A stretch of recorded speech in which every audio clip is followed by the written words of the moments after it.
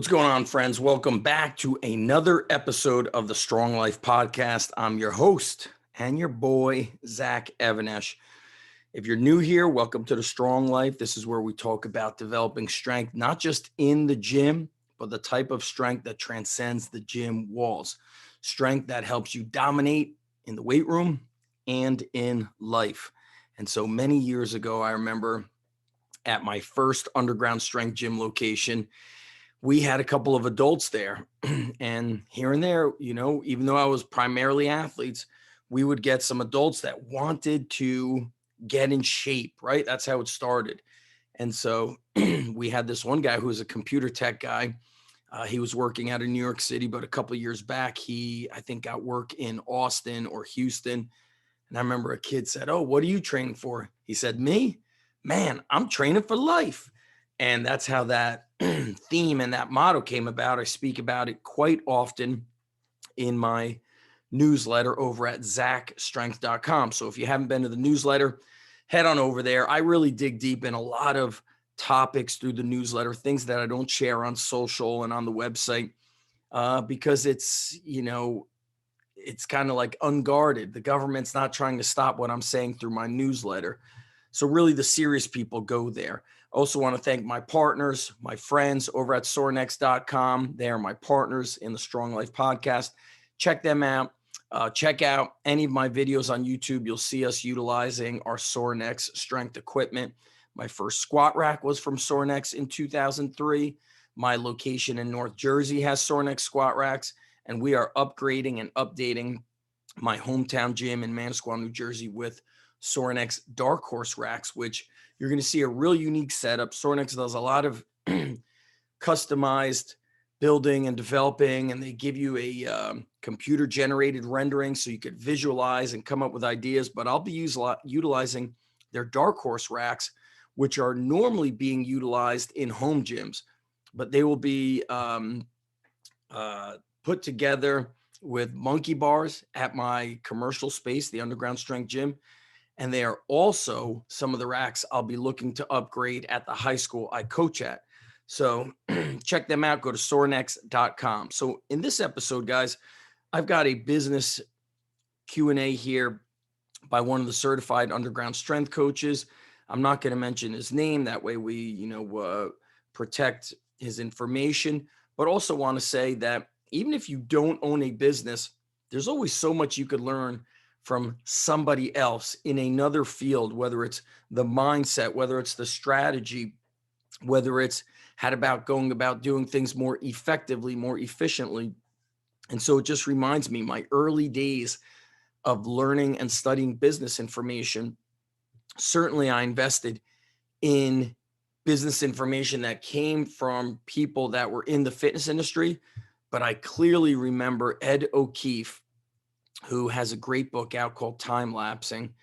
He was running a business that was teaching dentists how to, increase their profits. And I remember purchasing his Dentist Profits business course and taking that information and utilizing it for the Underground Strength Gym, as well as my online business, because I'm always very keen on not staying kind of inside the walls of what this fitness industry or fitness field is doing.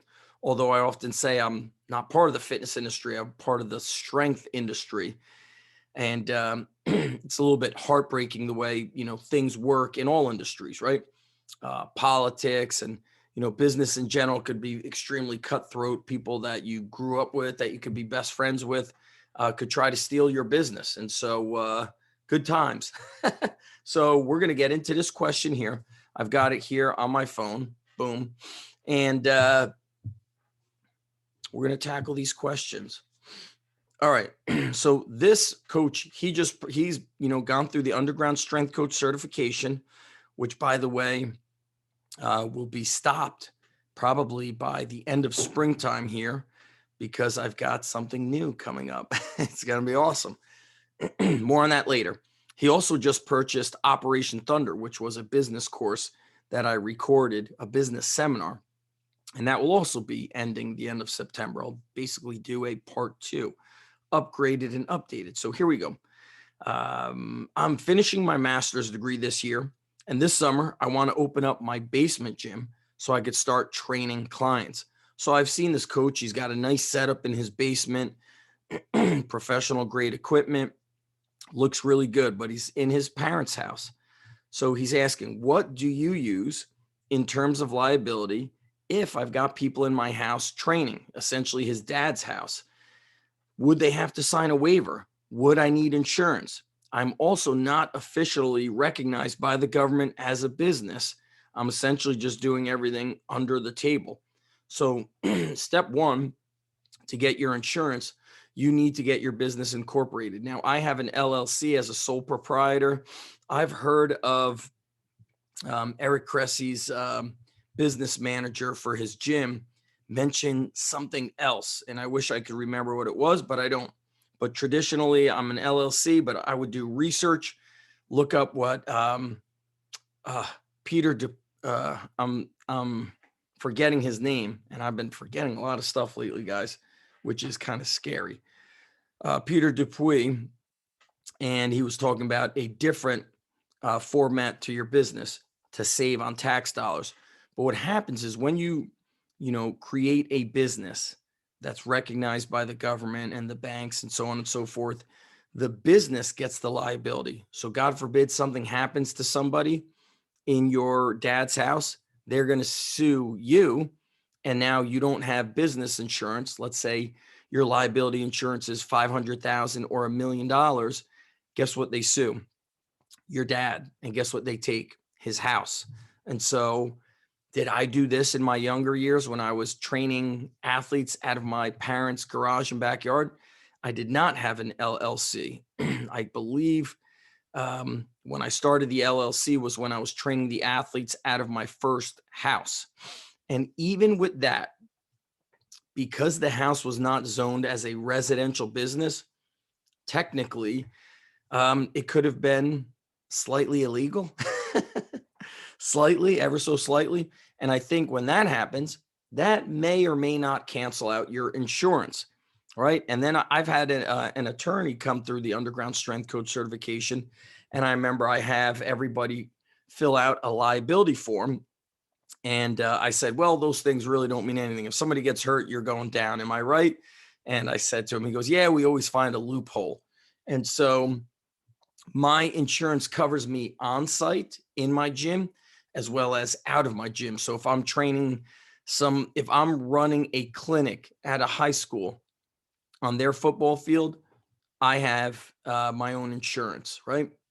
And so you don't want to start doing any of this until you get your business incorporated. So I have an LLC, Zach Evanesh Performance Systems, and it's DBA Underground Strength Coach, doing business as. And you could change that doing business as. You could have multiple DBAs that fall under your LLC.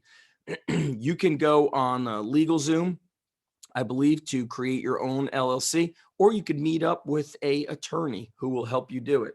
And LegalZoom is pretty cheap. I've recommended that to other coaches, and they've done it and had no problems doing it. So that being said, let's tackle here. You're training people out of your dad's house, right? I've seen this coach. He's very knowledgeable. I like what he does, but I'm going to tell you now, with so many gyms on every corner of every little town, big town, medium-sized town, some people may question your expertise. Well, if you're such an expert, why are you training people out of your house? I remember Alan Cosgrove saying to me, you're known all around the world, but you're still training people out of your garage. How big time are you? And I remember saying to him, well, I've read that Dan John is training people out of his garage, and he trains Navy SEALs out of his garage. And so who knows if, what's true or what's not, but I do think that people nowadays, with all of this social media, how they perceive you is completely their reality. And they may not consume all your information, which will now change their perception of you. For example, the email I'm getting from this coach 2 or 3 weeks ago, I posted on Instagram that I'm shutting down all of I'm deleting my social media from my phone. And usually I come back 4 or 6 weeks later. This individual tried sending me a message on Instagram. He did not even know or see the post that I did not, that I'm not going to be on Instagram. That being said, people will sometimes say to me, "Oh, you just train all wrestlers." Maybe they saw 5 videos of us training wrestlers, but they didn't see the tennis player, the soccer players, the baseball team, the football players. So now what they've seen, that's what they perceive to be as their reality. They see you in a photo with a pro basketball player. Now they have this kind of assumption that you're the pro basketball guy, that you only train basketball players, or you train people and then they become professional basketball players. So believe it or not, your kind of this whole presence that you give off on social is important. Now, was I busy when I was training people out of my garage? Absolutely. Guess what else? I charged more money back then. We're talking 2003 until 2007. I charged people more money back then than I do today, 18 years later. Yet I'm infinitely smarter. But here was the thing, there was nobody really doing what I was doing. You had Joe DeFranco in North Jersey, you had Jay Ferrugia, you had Dwayne Carlisle way down in South Jersey. There may have been a couple other people doing private stuff, but they were focusing on adults and kind of, fitness, not training athletes. And so what I did was so unique, and hence the word underground. And then all of a sudden we see um, grandmas on The Biggest Loser flipping tires. And then COVID happens in 2020. And now we see people using sandbags and homemade gym equipment, things that kind of look cool, but stuff that I was utilizing 18 years ago out of necessity, or stuff that Dr. Ken was doing in the 70s and the 80s, or stuff that Joe Ken, Big House Power, was doing at Boise State, bringing strongman medleys and tire flips to the college setting in the 80s. And so how do people perceive you? And so sometimes I feel if you're going to start this way, then you need to set financial goals and be looking to move to the next step. And here is what I did. And also, let me preface this next part. I have said this many times. I have shared this story. I have shared the steps to go from your garage gym in the house to your first location, and other methods and different ways that you can expand and grow your business starting as an individual from your home. And I've also said that great strength coaches are great researchers. So, do I love this question? Yes. But you want to know what I love more? A coach who will go to zachevanesh.com, use the search button, and type in strength coach business, warehouse gym business, business, and listen to every podcast and go back to the earlier episodes and the earlier articles and the videos on YouTube from 2006, so they can really do a deep dive into what it is I did and how did I make that transition happen. And I also know that, this gentleman is not in the United States. And so people have reached out to myself and Joe DeFranco. We've got a seminar on May 8th. I've got my calendar here. And so a lot of you are not allowed to leave your country because of COVID. And I know you would want to be at this event. And so, so basically, let's, be a great researcher and let's dig into this, right? I want you to go back and dig up any of my old videos on business, the podcasts on business, the articles on business. And so once you get your LLC or whatever corporation you go with, you get your insurance, and absolutely everybody signs the liability form, including your family members, I've seen family members sue other family members. It's insane. It's heartbreaking, but it's such a shame. I used to have an intensive physical paper kind of application process. So people would do not a trial, I really popularized that trial workout, not so much as, hey, come try us out, but hey, you're applying to train at the Underground Strength Club here in my garage. You're going to go through a trial. And that's where I'm going to test your son's toughness and grit and his ability to work hard and not quit. And so I didn't purposely try to make athletes throw up, but what we did was so foreign to them. I remember simply doing things like sandbag squats was crushing them, where they had to power clean it, squat it, lower it down, reset, power clean it, squat it. We would do things like hand walking, holding the ankles, supersetted with pull ups. Sleds and farmer walks were so foreign to them.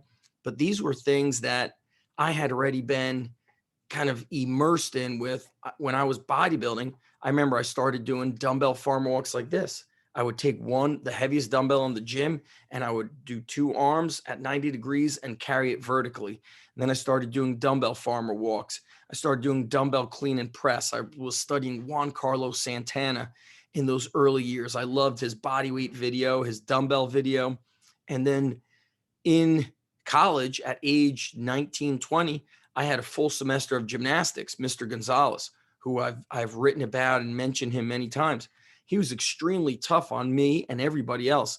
And our warm-ups and physical preparation for gymnastics was partner hand walking. It was hand walking on the parallel bars forwards and backwards, go to one end, 10 dips, 10 leg raises, hand walk backwards, 10 dips, 10 leg raises. And so you could see that influence in my bodyweight bodybuilding course, which is at bodyweightbodybuilding.com. You've seen that influence where I made videos for my YouTube channel, and just the warm up and the athletic type training I did was really influenced from Mr. Gonzalez. Our warm up for gymnastics was dive rolls, cartwheels, round offs, do a round off, fall into a backward, a back extension, which is a backward tumble with a handstand. I really learned from him and through these old books and magazines. And so, your next statement says, all in all, I just want to make sure I'm covering my ass. Essentially, my dad supports my dreams, but he doesn't want anybody suing him. So here's what you could do. You can start in your garage. And while you're doing that, you should be looking, especially during this time where rent will be super cheap, and you can really finagle the rent. You can really have perhaps 3 months free, 6 months free. I remember my late 20s, the early 2000s, a guy offered me 6 months free rent. I had no clue that was so out of this world. And he's like, how about I give you 6 months free rent? Luckily I didn't get it at the time. I was looking to do more of like a private fitness studio. I had a friend that was doing that, and it was going to be a lot of one-on-one. So I'm glad I didn't go that route, but you can definitely negotiate a great lease right now because nobody's renting stuff now. That being said, you find something small. My one location in North New Jersey is 960 square feet. And then I've got an outdoor area for sleds and carries and sprinting and movement prep. So maybe you'll have that. You look for something that's 1,000 square feet, 800 square feet, and you'll be able to train 5, 6 people in those spaces. But what I did out of my garage was, when I finally was going to rent a space and I knew what the rent was, I said, okay, I need to bring in twice the amount of the rent. And so my rent was going to be $1,500 a month.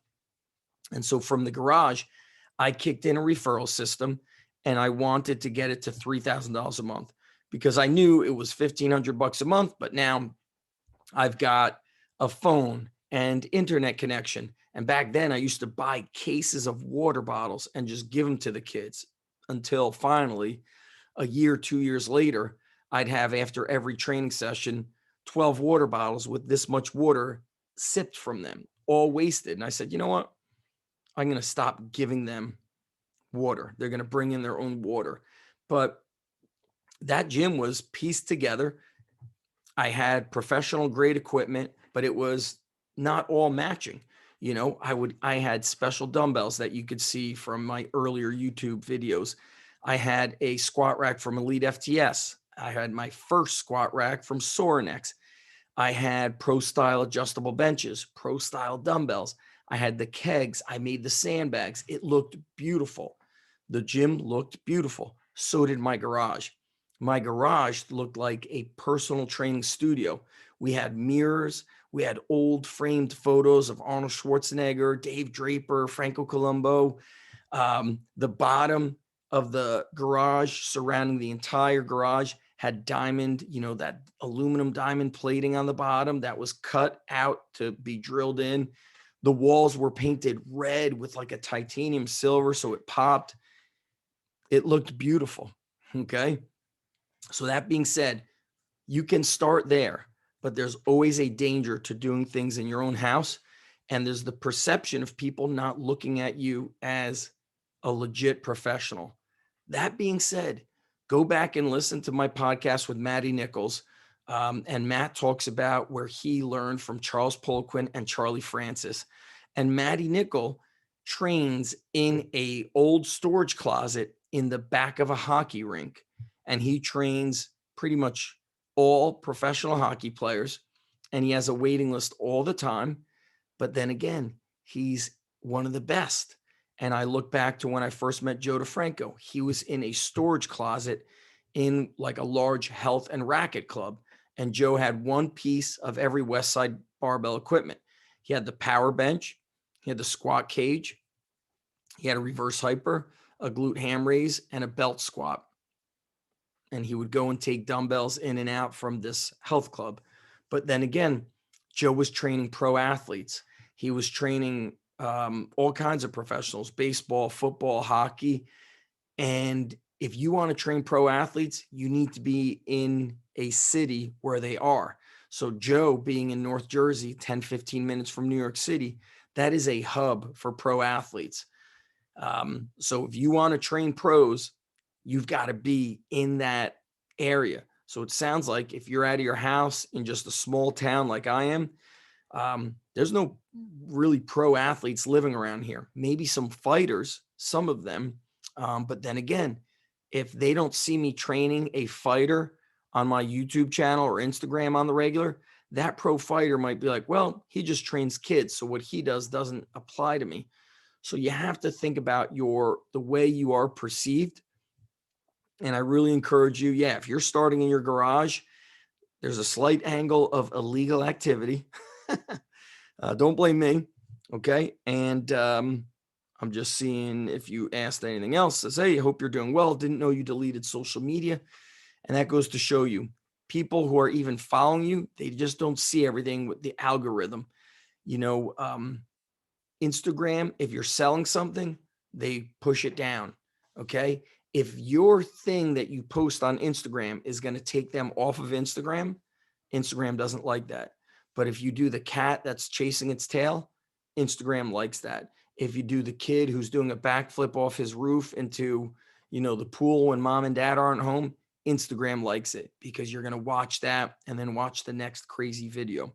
So you've got some research to do. Everybody who's a strength coach should be just, go to zachstrength.com, you get on the newsletter, go to zachevanesh.com, hit the search button, type in business. You'll have a gazillion articles and podcasts to dig in and listen to. And it's opportunity knocking. It's so expensive. It's free. Now, let me just tell you guys real quick. I've got the seminar with Joe DeFranco, May 8th. I believe there's a few spots left. And if we don't fill them, we don't fill them. We don't give a shit. All right. After that, then I'm going to focus on recording this new thing that's going to take over the Underground Strength Coach certification. So the Underground Strength Coach cert will probably be discontinued by the springtime. So if you want in, now's the time. The information is so damn powerful. It's the training that I've used to build the beasts at the Underground, Rutgers University Wrestling, Lehigh University Wrestling. It's the information I took when I was invited to work with Naval Special Warfare. It is powerful beyond measure. But I'm going to say this, talking about perception in business. I have noticed that all these coaches that have gone to the cert, whether it's online or in person, or they've learned from me, they don't announce that they've learned from me. They don't want to. Nobody wants to stand in front of a crowd and say, I'm a certified underground strength coach. You see, back in the day, there was the Underground Speed Training Bible, the Underground Speed Training book. Underground Strength was these methods that was not common. And so underground meant something. And now I think people associate it with uneducated. It's stupid. It sounds stupid. It doesn't look cool. The logo is a guy flipping a tire. You can't be educated if somebody's flipping a tire. And so I paid attention to how people don't take pride in that certification, yet they continue to use the information in that certification. Or even for an example, I saw a coach get interviewed who was trained. He trained out of my gym for college athletics. And I remember him even coming to me asking me about starting his business. And he was being interviewed about his influences, and he never once mentioned my name. Yet when he was in my gym, he said to me, Zach, I want to do what you're doing. And so it goes to show you that some people don't want to give credit. That's fine. Doesn't bother me none. But I had to look at it from a business perspective. When you're standing in front of a group of people, are you going to say, I'm a certified underground strength coach? Probably not, because nobody's going to know what that is. And the name of it needs to relay what it stands for. And it no longer stands for much because of kind of the way the world has evolved, and grandma is flipping tires, and, CrossFit which was once something I loved, became really such a watered down brand because, you know, a guy who's retired, cashed in just half his 401k and opened up a 5,000 square foot gym with a bunch of rogue equipment, but didn't really have the knowledge as a coach. It changed the way we view CrossFit, at least the way I view it. There's great people in CrossFit, but the wrong people coming in watered it down. And so, same thing, the underground strength coach certification has to, the training, of course, has evolved, but the certification is damn awesome. So if you want powerful training knowledge, it's waiting for you. If you don't like the name, all good. But man, the future is going to be badass, and I can't wait to share it. Operation Thunder, which is on sale as we speak, because it was recorded in my warehouse gym, a lot of background noise. The audio is pretty rough. The video is much more clearer. So I will be doing another Operation Thunder, but through a Zoom call where I could, have the coaches on the Zoom call and they can ask me questions, and it's live and it's interactive. So I look forward to upgrading that. So that's all I got for you guys now. Head on over to zachstrength.com.